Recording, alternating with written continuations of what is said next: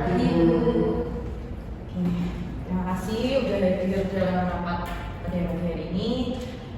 Jadi mulai bulan ini perusahaan resmi untuk menerapkan sistem Key Performance Indicator, di mana disebut KPI, sebagai dasar penilaian kerja kalian selama di perusahaan ini.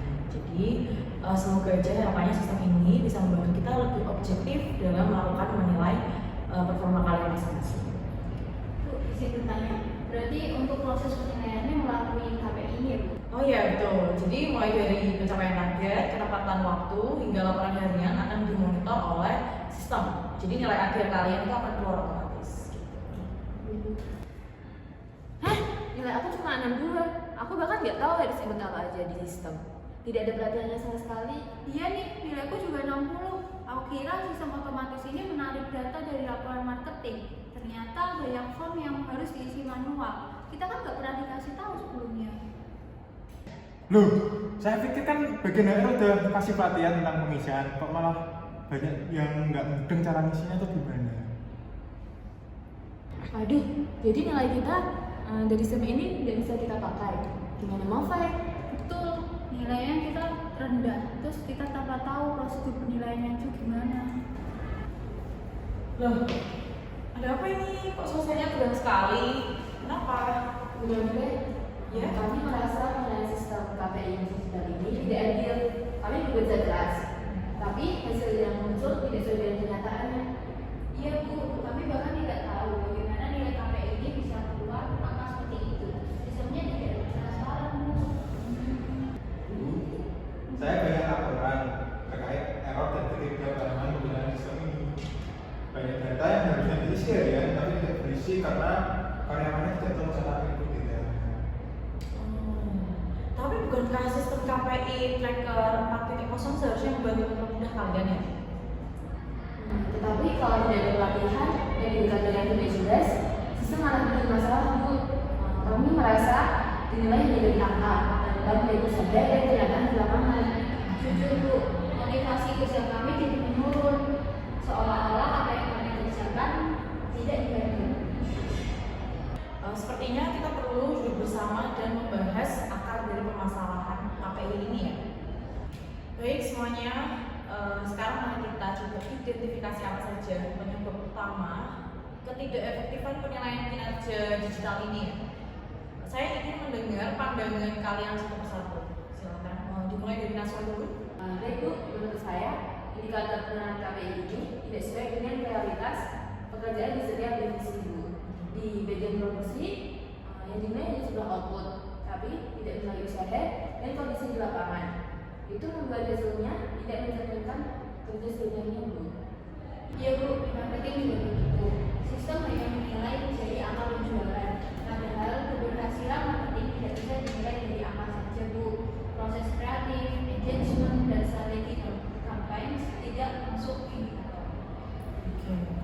Selain itu, banyak yang tidak memahami cara pengisian data KPI ini. Tidak ada pelatihan resmi ketika sistem KPI atau teknologi diterapkan. Akibatnya banyak pengisian data yang salah atau tidak lengkap, dan itu berpengaruh terhadap nilai akhir yang akan muncul. Jadi ada masalah pada indikator KPI-nya ya. Jadi kurangnya sosialisasi sistem dan juga ketidaktransparan dari proses penilaian. Selain itu, apakah ada masalah lain dari kalian?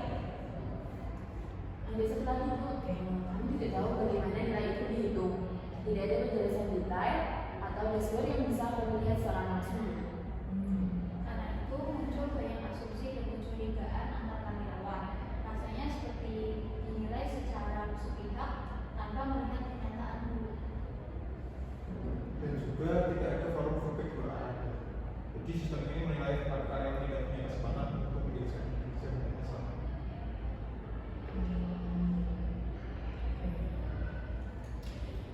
Baik, semuanya sudah jelas. Kita akan membahas solusi dan rencana perbaikan yang harus kita lakukan bersama. Karena kalau terus dibiarkan, ini bisa mempengaruhi motivasi kerja dan kinerja perusahaan secara keseluruhan. Jadi mari kita cari solusi terbaik ya. Teman-teman, kita sudah mengumpulkan data masalahnya. Jadi sekarang kita harus tentukan solusi jangka panjang sama jangka pendeknya itu kayak gimana.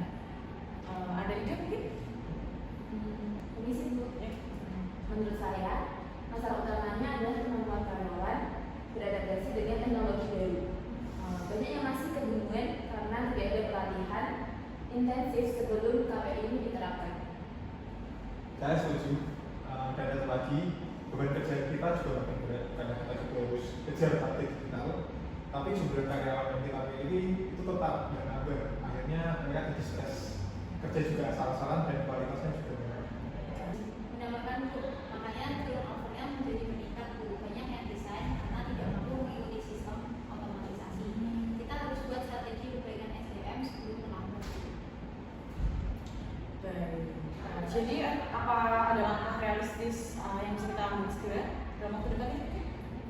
Dulu, pertama, kita mungkin akan membuat program pelatihan aplikasi teknologi secara bertahap. Modul juga sebenarnya terlebih dahulu. Kemudian levelnya itu lebih kompleks. Jadi semua karyawan di sini itu punya kesempatan belajar lebih awal. Yang kedua mungkin kita juga bisa menerapkan program reskilling dan upskilling sesuai dengan kebutuhan teman. Misalnya staf produksi belajar tentang menggunakan mesin otomatis, marketing juga belajar tentang analitik digital dan seterusnya. Yang ketiga, bagian HR itu bisa menyediakan konseling dan dukungan psikologis Bu untuk mencegah stres kerja supaya karyawan merasa diperhatikan dan tidak tertekan. Kita juga perlu mengevaluasi ulang beban kerja kalian. Jadi mungkin perlu rekrut tambahan tenaga kerja atau redistribusi tugas agar tidak terasa berat ya. Selain itu, komunikasi internal kita juga harus diperbaiki ya, biar tidak ada respon lagi tentang perubahan sistem seperti itu. Jadi kita buat action plan resmi untuk presentasi ke direktur besok. Setelah perusahaan mengadakan pelatihan dan sosialisasi KPI, pemahaman karyawan meningkat, pengisian lebih tepat, dan penilaian kinerja menjadi lebih objektif serta efektif. Jadi kesimpulannya, masalah utama dalam era SDM 4.0 di perusahaan kita adalah kesulitan adaptasi teknologi, tekanan kerja yang meningkat, dan kurangnya pelatihan yang menyebabkan penurunan produktivitas serta tingginya turnover. Solusi yang akan kita ambil yaitu pelatihan teknologi secara bertahap, program reskilling dan upskilling, dukungan mental health, dan evaluasi beban kerja. Dengan strategi itu, kita berharap karyawan bisa berkembang, mengikuti transformasi digital tanpa merasa terbebani. Dan perusahaan bisa terus bersaing di era industri 4.0 dengan SDM yang kompeten dan berkualitas. Ayo kita realisasikan bersama Action. Nah, itu dia video percobaan kami dari kelompok 4 dengan tugas video case solving dengan tema tidak efektifnya penilaian kinerja digital. Dan tidak lupa, terima kasih untuk Gunaya selaku dosen pengampu mata kuliah SDM, dan juga terima kasih untuk teman-teman yang sudah menyaksikan video kita pada pagi hari ini. Terima kasih.